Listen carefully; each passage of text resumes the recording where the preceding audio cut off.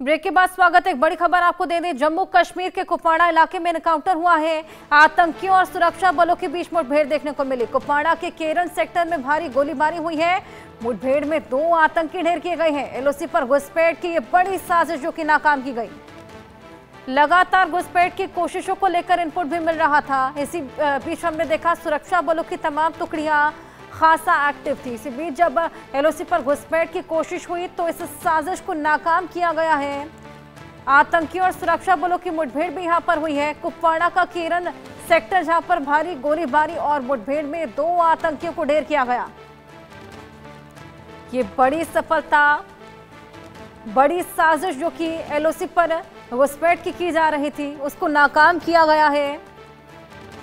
भारी गोलीबारी और उसके बाद यह एनकाउंटर जिसमें 2 आतंकी ढेर कर दिए गए हैं। सुरक्षा बलों ने आतंकियों को घेरा और ये बड़ी साजिश को नाकाम किया है। घाटी में आतंकियों का खात्मा लगातार किया जा रहा है। एलओसी पर घुसपैठ की ये बड़ी साजिश थी जिसको नाकाम किया गया। हमारे सहयोगी अजय जांडियाल हमारे साथ जुड़ गए हैं। अजय, लगातार इनपुट भी मिल रहा था कि घुसपैठ की कोशिशें की जा रही हैं। इसी बीच घुसपैठ देखने को मिली और ये बड़ी साजिश को नाकाम किया गया है। क्या कुछ हुआ वहां पर? देखिए, बिल्कुल आप ठीक कह रही हैं। लगातार इंडिया न्यूज इस चीज को लेकर जो है वो आगाह कर रहा था कि लाइन ऑफ कंट्रोल की दूसरी तरफ बैठे आतंकियों को जो है वो जम्मू कश्मीर में दाखिल करवाने की प्रयास जो है वो पाकिस्तान कर सकता है। और वही कोशिश एक बार फिर हुई है और पाकिस्तान की इस कोशिश को नाकाम कर दिया गया है।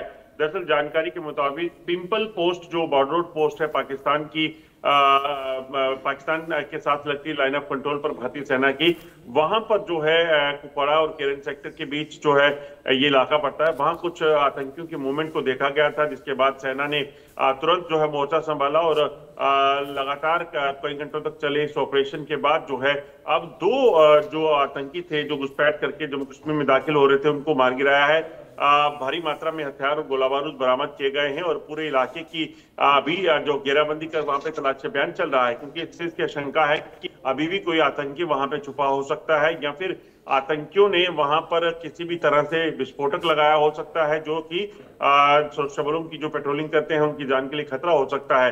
तो एक बड़ी सफलता भारतीय सेना के लिए, क्योंकि भारतीय सेना इस चीज को सुनिश्चित करने में लगी है कि किसी भी तरीके से सरहद पार बैठे आतंकी, लाइन ऑफ कंट्रोल के दूसरी तरफ बैठे आतंकी जो है वो जम्मू कश्मीर में दाखिल ना होने पाए।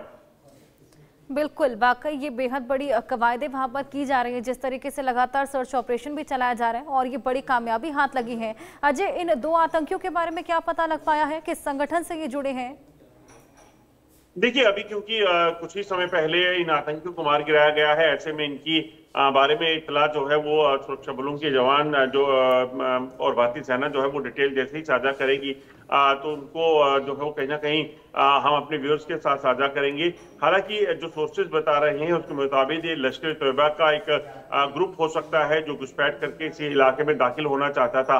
दरअसल देर रात का वक्त था जब 2 से 3 आतंकी जिनके पास हथियार थे इनको इस इलाके में इनको देखा गया था लाइन ऑफ कंट्रोल की दूसरी तरफ। और कुछ घंटे के बाद जब सेना ने देखा कि जो आतंकी हैं घुसपैठ करके भारतीय इलाके में दाखिल होने का प्रयास कर रहे हैं तो तुरंत उन्होंने मोर्चा संभाला और मोर्चा संभालकर इन आतंकियों को वहां घेरा और फिर ब्रीफ एनकाउंटर के बाद जो है इन 2 आतंकियों को मार गिराया गया है। भारी मात्रा में हथियार और गोला बारूद इनसे बरामद किए गए हैं। बिल्कुल, यहाँ पर भारी मात्रा में हथियार भी इनसे मिले हैं और जिस तरीके से हमारे सहयोगी भी हमें बता रहे हैं कि ये एक ग्रुप भी हो सकता है, यानी कि अजय कुछ और आतंकी भी हो सकते हैं।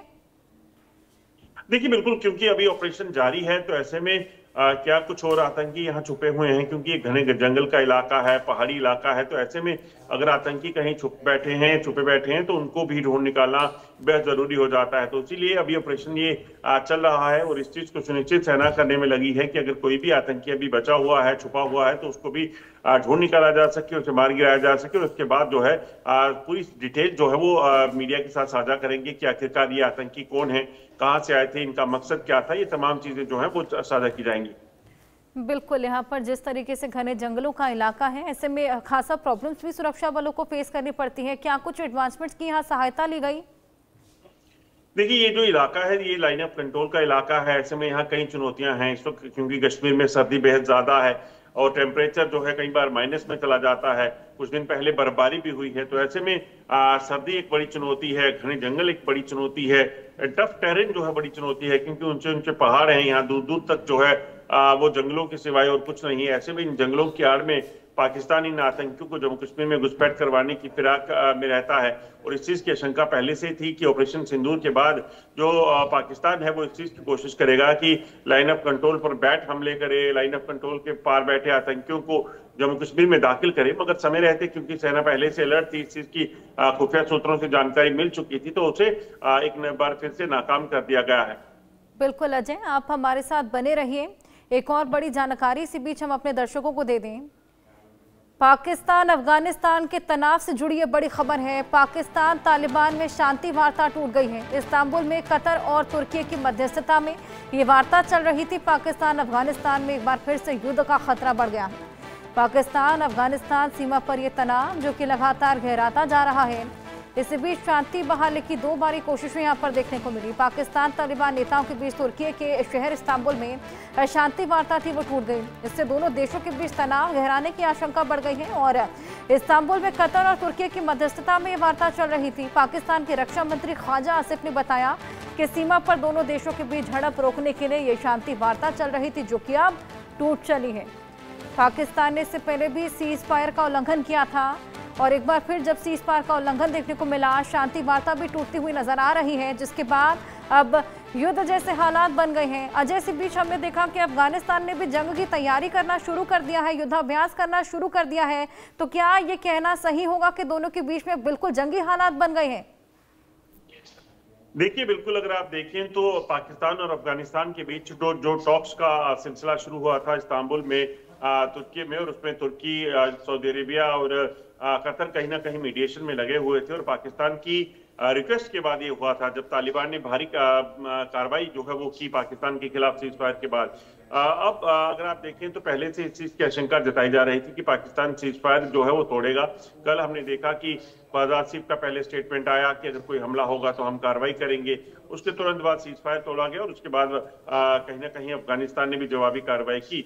अफगानिस्तान अपने जो प्लान है उसके साथ वहां पे पहुंचा था। पाकिस्तान को ये साफ कर दिया गया कि ये जो सीज फायर है इसे कंटिन्यू रखा जा सकता है, मगर पाकिस्तान को भी ये चीजें जो है माननी पड़ेंगी। मगर पाकिस्तान जो है वो अफगानिस्तान के सर मरना चाहता है कि किसी भी तरीके से जो खैबर पख्तूनख्वा में हो रहा है, जो तहरीके तालिबान पाकिस्तान, जो पाकिस्तान की एक ग्रुप है, जो रिबल ग्रुप है, जो पाकिस्तान की सेना के खिलाफ जो है हमलावर है, वो अगर कोई भी एक्टिविटी करता है तो उसके लिए जिम्मेदार अफगानिस्तान होगा, उसके लिए जिम्मेदार वहां की तालिबानी सरकार होगी। तो ऐसे में अफगानिस्तान की तरफ से साफ किया गया कि वो किसी भी तरीके से इस चीज को नहीं मानेगा, क्योंकि ये पाकिस्तान का अंदरूनी मामला है। पाकिस्तान अगर वहां हालात को काबू नहीं कर सकता तो उसमें अफगानिस्तान सरकार कुछ नहीं कर सकती।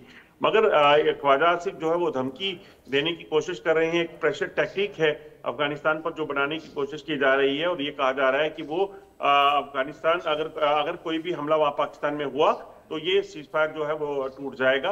और तो ऐसे में कहीं ना कहीं ये साफ हो जाता है कि पाकिस्तान चाहता ही नहीं कि किसी भी तरीके से युद्ध विराम जो है वो कंटिन्यू हो। मगर अफगानिस्तान ने भी साफ कर दिया है कि अगर कोई भी युद्ध विराम तोड़ेगा तो उसकी कार्रवाई जो है वो अफगानिस्तान करेगा। और अफगानिस्तान ने पहले भी 2 बार युद्ध विराम उल्लंघन जो किया गया पाकिस्तान की तरफ से, उसका मुंहतोड़ जवाब दिया है। बिल्कुल अजय, जिस तरीके से डोनाल्ड ट्रंप लगातार अभी पाकिस्तान को शह दे रहे हैं और डोनाल्ड ट्रंप की मध्यस्थता भी हमने कई जगहों पर देखी शांति बहाली को लेकर, तो क्यों नहीं यहाँ पर भी मध्यस्थता कर शांति बहाली को लेकर बातचीत कर रहे? देखिए, बिल्कुल अगर आप देखें तो पाकिस्तान और अफगानिस्तान के बीच जो टॉक्स चल रही थी, इसमें जो मध्यस्थता हुई उस मध्यस्थता के बाद जो रिजल्ट आने चाहिए थे वो नहीं आए, क्योंकि पाकिस्तान लगातार एडमेंट है और पाकिस्तान जबरन अफगानिस्तान को ये कहना चाहता है कि जो उसके इलाके में हलचल है, जो उसके इलाके में हमले हो रहे हैं टीटीपी के, उसके लिए जिम्मेदार अफगानिस्तान है। और अफगानिस्तान उस चीज को मानेगा नहीं, क्योंकि अफगानिस्तान का क्लियर कहना है कि वो किसी भी तरह से इन हमलों के लिए जिम्मेदार नहीं है, वो पाकिस्तान का अंदरूनी मामला है। बिल्कुल अजय, बहुत शुक्रिया आपका ये तमाम जानकारियां हमारे साथ साझा करने के लिए।